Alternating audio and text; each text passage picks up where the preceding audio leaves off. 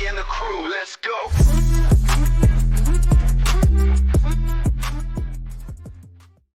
Hey, everybody. Welcome to another episode of Sweep Unplugged. Rudy Campos Jr. joining you today for another edition of Sweep Unplugged, another show, another podcast that Sweep the League Network has launched. Again, you can check out Sweep the League from Monday through Friday at 9 p.m. Central Time. You can check out the Bez Boys podcast, which is, I believe it's once a week or twice a week. Also, STL Music is out there. Now we've reached Sweep Unplugged. So a lot of stuff coming out here from Sweep the League. Be sure to go to YouTube, search Sweep the League TV, be a subscriber. We are giving away cold hard cash. We are also giving away a lot of prizes as well. So be sure to be on the lookout. We're going to be giving away a prize today for the show right here. As we're going to be welcoming Mr. Bob Gonzalez, author of A Flicker in the Water, Inside the Tales. We're going to get the information on the book, talking to Mr. Gonzalez as well today. Also, a pretty good backstory because you do book signings, you're at locations. It's not every day that you get one of the best baseball players to ever play the game come to your table and get a book from you. It's not every day that happens. So we're going to get a little bit of backstory on that. Plus, some keys to success on being inspired and being happy. Pretty good knowledge here. I really thoroughly enjoyed reading these 3 key to successes. But we're not going to keep you waiting any longer here. Let's go ahead and bring him on to the show here. Sweep Unplugged likes to welcome Mr. Bob Gonzalez. Mr. Gonzalez, I appreciate you joining us here at Sweep Unplugged. How are you doing, sir? I'm good, Rudy. Thanks for having me on. I'm looking forward to the conversation. Yeah, it's gonna be fun because being that we're in San Antonio, Texas, we're like literally 2 hours away from Corpus Christi, and I have a lot of friends that, man, they always say, hey, let's go fishing. I was never a fisher. My dad always taught me, oh, let's go fishing. Let's go here. I'm not an outdoors guy. I mean, as you can tell, I'm inside doing podcasts. So there's no way I'm an outdoorsman at all. But you released a really good book here, and it's called A Flicker in the Water, Inside the Tales. What was the inspiration to release a book like that? Because I know from backstories, like for me, I hear people, hey, I caught this fish, I caught this, and this is an amazing. And to me, I don't know. I couldn't tell you the difference between catching, a little fish to a monster fish. So just a little bit of insight on A Flicker in the Water, Inside the Tales. Well, I'll show you the cover. This what the cover looks like. That's the mouth of a Goliath grouper. The Goliath grouper is the biggest grouper in the grouper family. And they're plentiful here in the warm water in South Florida. They're all over the place. So I decided to make that the cover of my book. The stories were personal to me. It's a collection of short stories. Most of the stories are in the Gulf of Mexico. Some of them in the Atlantic, around the Keys and Cuba and the Bahamas, but most of them are in the Gulf. And I fished in the Gulf about 15 years, and I wasn't fishing as much. I had other things I started doing, and I thought, you know what? This book, I need to get it out of my system and on paper, because I missed fishing. I wish I was out there more often, and that was my way of still feeling like I was connected to the ocean. And I really enjoyed writing it. It just poured out of me like the water running out of a faucet. It's good to it's good to put, words to paper. That happens a lot. I know a lot of people do it. Some people, when they get that pen to paper, they just start writing. And then obviously you've got a book in front of you. Inside the Tales for A Flicker in the Water. What would you say is probably your best tale, your biggest tale, in the book right here, is that everybody's got to be looking forward to? Well, there's the tale about the red snapper. We caught a red snapper one time that was just 3 pounds shy of the Florida record. That was a nice tale. And caught some swordfish and marlin and groupers and all kinds of fish. It's fantastic out there. You feel so connected to nature. I recommend everybody. And when I wrote the book, I wrote it with people who had never fished in mind. So even if you've never fished a day in your life, I wanted to make the reader feel the experience of what it was like. And, based on some of the reviews I've gotten, some people did tell me that, which makes me feel good. Yeah, it inspires me now to read it because more so ever, like I told you before, I'm not a fisherman. I honestly, my wife's like, let's go to the beach. I'm like, I can find a million better places to go than the beach. I don't really like the beach too much. And that's really coming from me. So, I definitely going to be more inspired to read it. Hearing you say that you've got a lot of people that don't fish that enjoy the book, I'm going to enjoy it. I know definitely I'm going to be reading it. Quick fishing question here. I'm going to give you a couple of them here because, like I said, a rookie like me, I got to know this stuff. If my daughter ever comes to me and says, "Dad, I want to go fishing," okay, what is the best? What is the best bait for a fisherman, a beginning fisherman, to use to give his daughter the greatest experience you possibly can?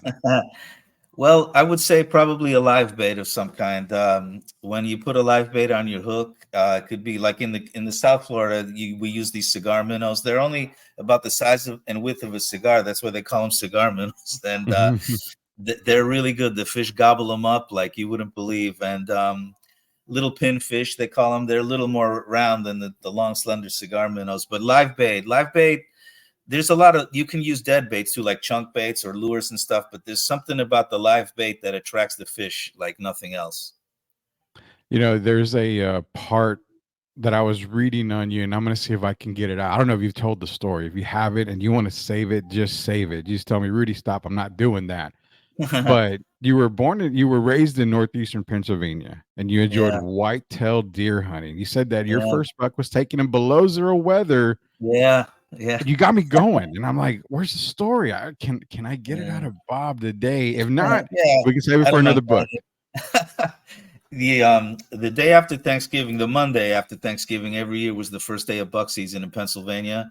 Mhm. And one year I remember it was 3 o'clock in the morning. It's pitch dark and it's freezing. The wind is blowing like crazy. And I got up out of bed. I don't know what got me up, but something was pushing me. I don't know what, but I got out of bed. I went to drive to the place where I was going to hunt, and I drove by this bank, where they have the temperature, and it said but -5, and I'm thinking, what am I doing here? So I kept going though. I got out of the car. I walked all the way up this mountain, and believe it or not, when you're bundled up and walking at that speed uphill, I started sweating. Even in below zero weather, I was sweating. And I got to the top of my stand. I changed my clothes real quick. I sat there for like 2 hours until the sun started to come up, and I could hear this rustling, and I could tell by the way the sound. I knew it was a buck and not a doe. It just the way it was walking, I could tell it was a buck. So Yeah. I waited till the buck crossed right in front of me, and boom, I got my buck, and I was home by 10 o'clock. Well, we got the story out of you. We're talking to Bob Gonzalez, author of Flicker in the Water, Inside the Tales. And again, you want to go out there, head out to it's at Barnes and Nobles. I'm sure they can get it on Amazon or wherever books are available. Flicker in the Water, Inside the Tales, talking to Bob Gonzalez, author of it. We got the bucktail out of the way, and I'm gonna kind of shift to a little bit of sports here with you because I also noticed that you're a Tampa Bay Rays fan, and I'm gonna tell you now, I feel your heartache because as the Rays have been in the World Series, they haven't gotten it just yet, but I think you and I are best friends because in the football world, I'm an Atlanta Falcons fan, and we've been to the Super Bowl, and we just can't get it done. We've had the biggest collapse in Super Bowl history. So we eventually our teams are going to get there eventually. But on a happier note, you got to meet one of the all-time greatest guys, and forget the baseball record, the baseball part of it, but one of the all-time greatest guys in baseball in Albert Pujols. How did that come about? Because it's not every day you run into Albert Pujols, and for me, I'd be like, "Oh my God, it's Albert Pujols. What do I do? What do I do before I do anything? He's gone." So Yeah. you've had the pleasure of meeting Albert Pujols. Yeah, I was doing a book signing in Naples in a Barnes and Noble, and a group of people walked in suits, and they had earpieces and stuff. And I'm thinking, who's in here? This looks like some government official or something is coming in for some reason. And one of the entourage of the big entourage came over to my table, and she started talking to me about my book and this and that. So I looked over and I said, "That is that Albert Pujols? It looks just like Albert Pujols." And she said, "Yeah." she said they were on their way to the Dominican Republic and they stopped into Barnes and Noble. I guess they take a lot of the books and they take them back to the Dominican Republic. Um, so I asked her if he wouldn't mind having a picture taken with me. So he came over. A little while later, he had his picture taken with me. He looked through my book, and he said he's fished a couple of times in the Dominican Republic and wanted to do more fishing now that he's retired. He'll have more time. And I said, yeah. And then I explained to him the story of the snapper, and he took a couple of my books. And then a little while later, he brings a guy over, a guy in a suit, and started talking to him and this and that. He told me his name, and I didn't know who it was. And a little while later, I found out it was his father-in-law, and who used to be the president of the Dominican Republic. And I think, wow, I didn't even know that. And yeah, that's how that happened. He couldn't have been a nicer guy. He was really friendly and down to earth, a great guy. Yeah, I've never met Albert Pujols. I've have a lot of people that I've actually encountered him and actually talked to him, and they say he's one of the best guys you could talk to, and he's real down to earth. Not, I mean, as big of a mega star as he is, he does take time to talk to people, signs a bunch of autographs. You can see a lot of videos of him giving back to kids at baseball games, making their day. So, well, one thing that's very good. special to him, I think he's Sure. got a daughter with Down syndrome. So Mm-hmm. he's very conscious of that, and he puts a lot of effort into Down syndrome kids, which is great. I'm glad. God bless him. Yeah, definitely. God bless Albert Pujols. One of the great guys there, and I love that story you told me. That's especially when you said it was like CIA guys walking in. I mean, I would almost be scared. Like, do I need to go hide somewhere or That's do what it something? looked like. Yeah, definitely. Yeah, I think, wow, they're not after me, are they? Talking to Bob Gonzalez again, a flicker in the water, inside the stories, author of that book. You got something that really hit me. It was kind of inspiring me for to read, and I'm going to share it for the fans. And when we release the show, we should be able to put a graphic of it. 3 tips for seizing passion for happiness. Number 1 is connect with nature. Spend time in nature to find happiness. Number 2, write your passion. Discover happiness through creative outlets like writing. And number 3, embrace inspiration. When inspiration strikes, act on it. Reading those 3 tips, it reminded me, because when I started this whole podcast to network to everything, it was just like you mentioned, it was just a thought. I put it on paper. I started talking to people about it. And we're probably going on 8 years of it already, maybe 9 years of doing it. And, it inspired me because, like you said, discover happiness through creative outlets like writing. I created an outlet. I mean, I had the idea, I put it on paper, I started working on it. Now we've kind of got it going. The inspiration hit me. I acted on it. And you can even talk about the nature part. Nature is just, I mean, it's just more of an outdoors thing. Being in sports, you've got to be outdoors. You got to get out of your element and seize the moment.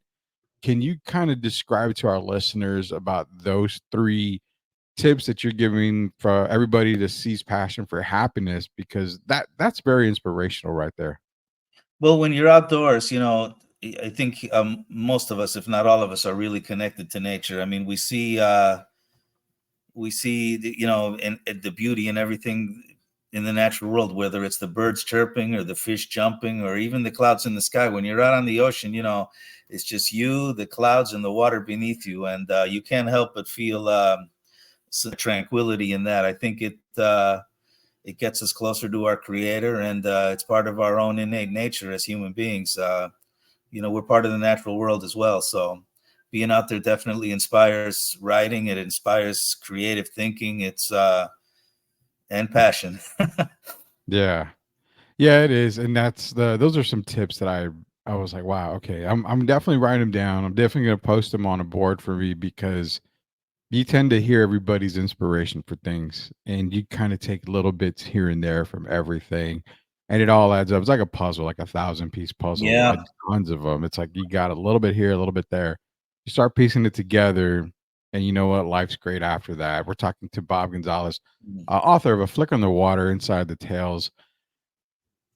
I want to ask you a fishing question, but more of a calm question because of those tips that I read.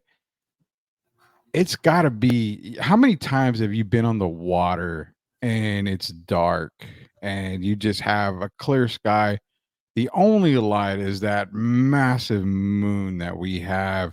Mm. How calming is that moment? Because I think in those times is probably when the water's the calmest. And is it just in those moments where everything just hits you and it's like, man, you reflect a lot? That's how I figured a moment on the water be in the evening. It's very reflective when the waters are calm. I mean, they're not always calm at night. Sometimes they're rough, Mhm. but you want to be out there when they're calm. There's nothing better. It's very reflective in your spirit and in your soul. You're out there, and it's just you and the fish and the nature and the God above, and that's it. And it's a really peaceful feeling. Yeah, I can only imagine how peaceful that is right there because man, we all need some peace and tranquility every time. And you're getting it from the water, the clear moon, and the waves are just kind of real calm and stuff like that. Some fish only bite at night, and some fish will bite in the night or the daytime. In Florida, the red snapper, we have a lot of red snapper here, and red snapper bite at night.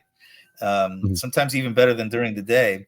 But one of the stories in the book I talk about is the swordfish that we caught and the tuna. Actually, the title of the book was inspired by a tuna fish that bit the line at 2 a.m. Ooh, wow. Okay, how Yeah, big of a tuna was yeah. it? You'll have to read the book. That There that, you that go. is that's See, probably that's the good marketing scheme right there. Yeah, I'm not going to tell you, you got yeah. to read the book. That's what inspired the title, though, A Flicker in the Water, because it was caught at night and the water flickered. Wow. Okay. There you go. You got the backstory on the title, everybody. And guess what? Because you got to read the book to see how big of a tuna it was, we're gonna give somebody a copy of Bob Gonzalez's book, A Flicker in the Water Inside the Tales. It's gonna go to one lucky listener that we have.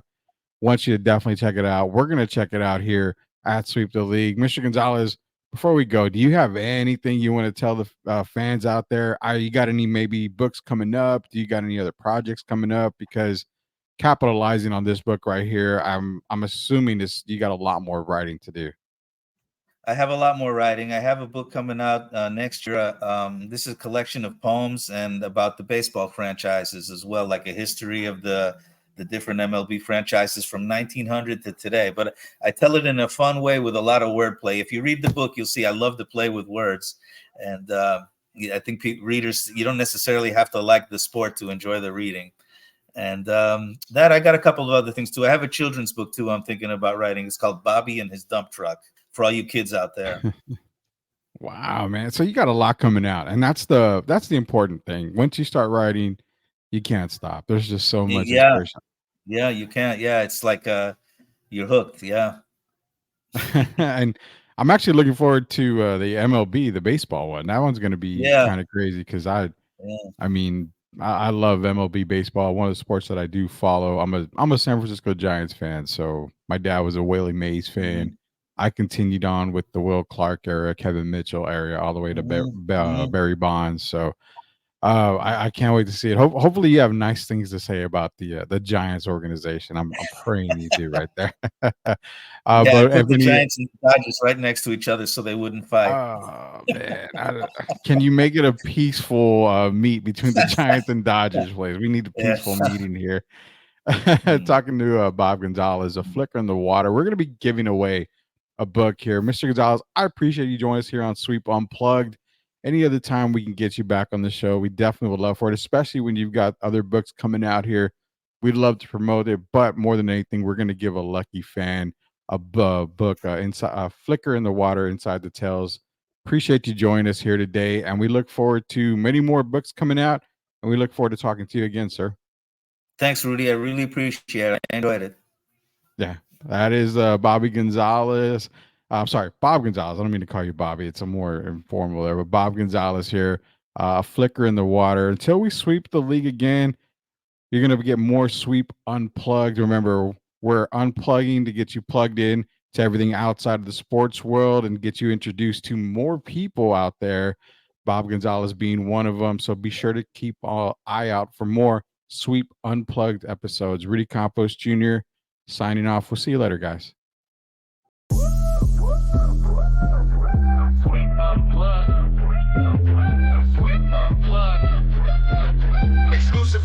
with Rudy and the crew. Let's go.